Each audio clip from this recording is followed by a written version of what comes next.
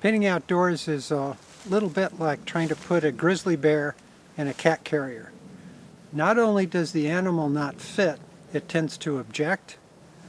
The whole struggle for me is trying to get all of this and all of its complexity and multiplicity and actual depth onto a two-dimensional surface that has boundaries.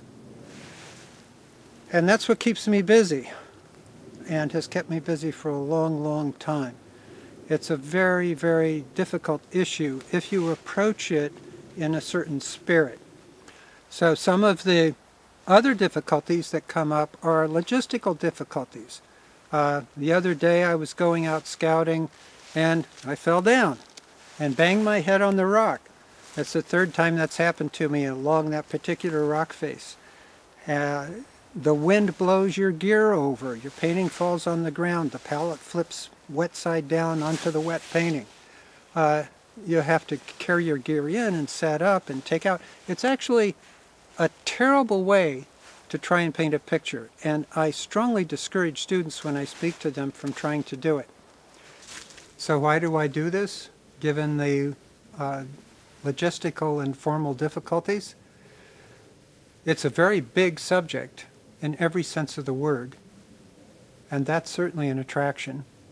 But then I also love being outdoors. I've always been an outdoorsman, going back to when I was in high school in Iowa and hunting duck and pheasant and fishing, and I'm still essentially doing the same thing, only now I hunt for motifs and my trophies are the paintings I bring back. There is a number of people have commented on this, so I think it's legitimate of me to claim that there is some connection between the way my paintings are put together and music. And it is something I do think about. The rhythm that develops when you set up a progression of marks on the surface. And the fact that if music is made out of intervals of tone, intervals of pitch, and duration, a painting is made out of intervals between marks on a surface. So the expressive content can be analogous, not the same, but analogous, although the means are very different. If there is a particular source for what I do in terms of other art, it would have to do, first of all, with my teacher, Mercedes Matter, who had more influence on me than any other of the teachers I had, and I had several good teachers, including Charles Cajoria and Esteban Vicente, and for sculpture, George Spaventa. But Mercedes made a tremendous impression on me, and I'm still really dealing with the issues that she raised for me and the way of thinking about all of this that she represented. And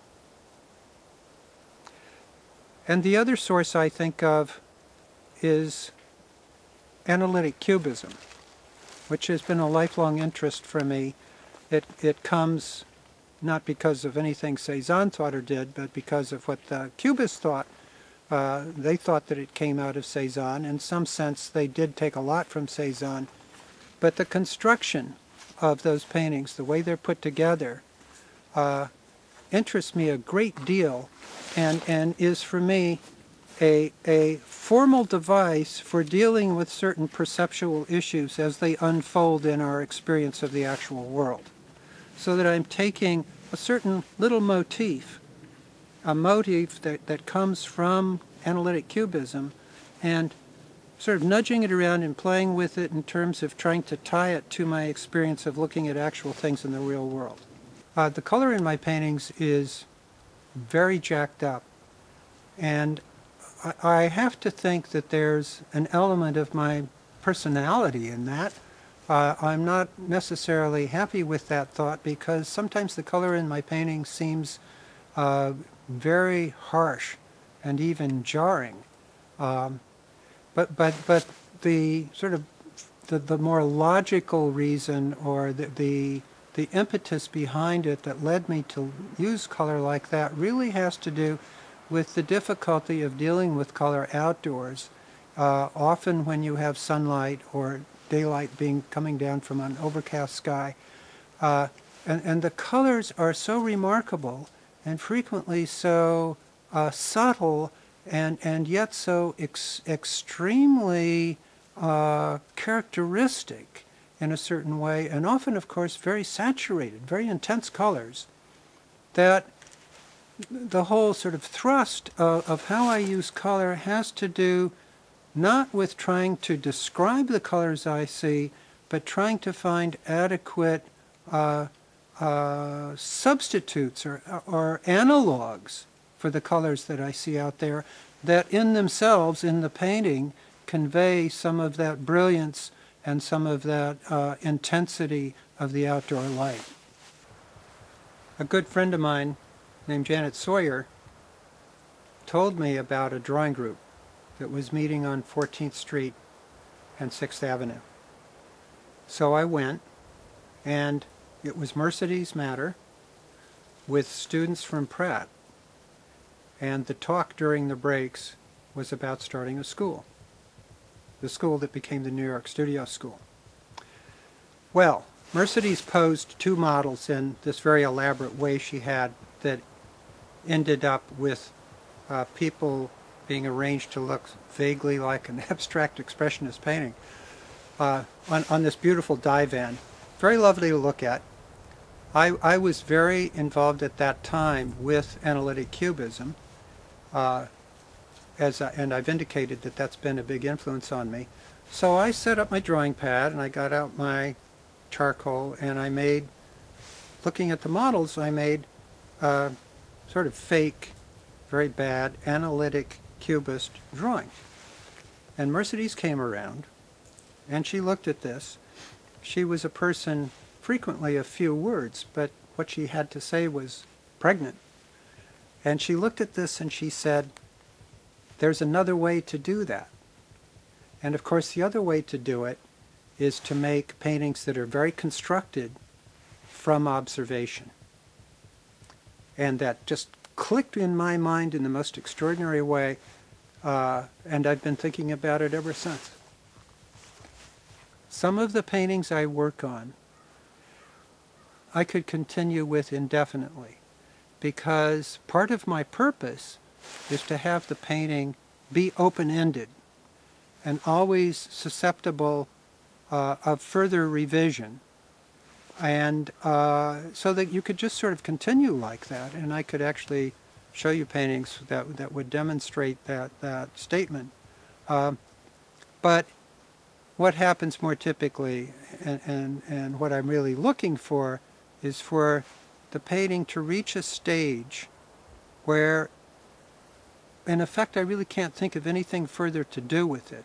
It seems to be used up. I have this sort of used up feeling about it. It's retreating from me. I can't think of anything else to do. And I'm stopping it in a state that's resolved but open-ended. It's a state of resolution that's an open-ended state of resolution, a dynamic state. And it's very important to me to have that feeling of, oh, you know, the painting is going like this, not like this. I was at the studio school for 3 semesters. I was there when the school opened in 1964 in a loft on the corner of Bleecker and Broadway. And I left after the fall semester of '65 and was working on my own. I had to leave the school because I was so overwhelmed by the sheer load of what was coming at me that I had to be able to retreat and start sorting it out. And subsequent to being in the school, I went through a phase of being much more conventional in my work, much more descriptive. I got involved in what became known as the figurative revival, something of a misnomer, and was influenced by that, I think. But those paintings, when I look at them today, remind me of how uncomfortable they made me, because I would always end up with a very locked-in feeling, a very closed-in feeling with those paintings that was not a good feeling. And I felt that I needed to open the painting up and break it up and keep it moving and keep it going in some way and not have that locked-in feeling. Because so much of what goes on in painting really revolves around not the way it looks to you, but the way it feels. Very important, really.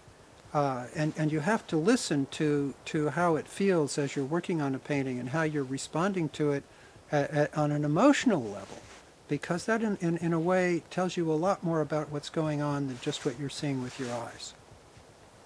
The paintings are done on an unstretched piece of canvas on a board. I'm now working on a piece of canvas that's typically 4 by 5 feet.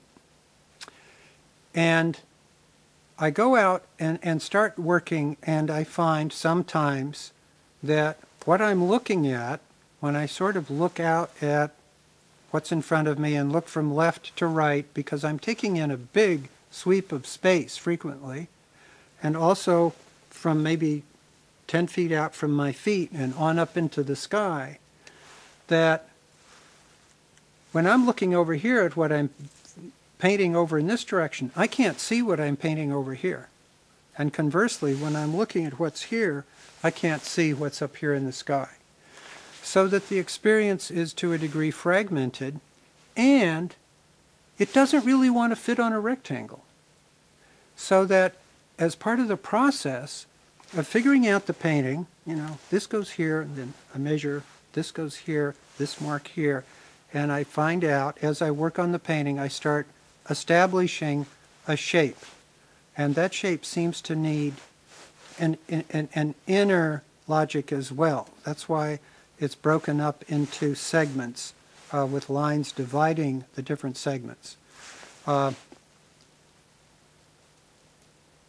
then, when I have all of that figured out, oh, and I should say that sometimes I figure all that out and it ends up being a rectangle. The painting, you know, the motif wants to fit onto a rectangle. Fine, great. A rectangle is very powerful. I don't have any issue with that at all. But if it doesn't want to be on a rectangle, then I start pushing it and shoving it around like that until I get it resolved the way I want it.